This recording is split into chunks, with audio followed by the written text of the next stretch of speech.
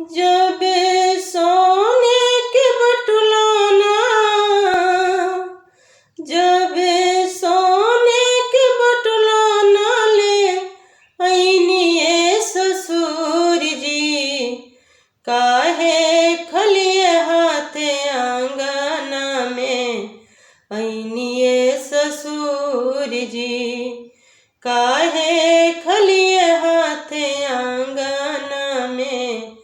आईनिए ससुर जी। पीतल के बटुला बन के मन ही न भावे, पीतल के गगरा बन के मन ही न भावे, रौरा सोने के बटुला कहना, रौरा सोने के गगरा कहना लैनिए ससुर जी, आके अंगना में नामा हंसौनिए ससुर जी, आके अंगना में नामा हंसौनिए ससुर जी। जब सोने की सिकड़ी ना, जब सोने की अंगूठी ना ले आईनिए ससुर जी, काहे खलिए हाथे आंगना में आईनिए ससुर जी,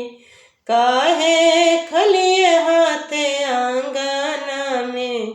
आईनिए ससुर जी।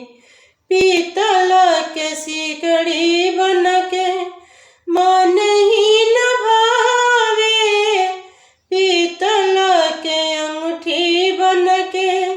मन ही न भावे,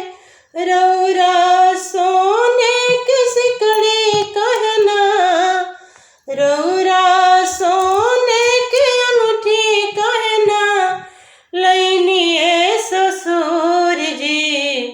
काहे खलिए हाथे आंगना में आईनिए ससुर जी,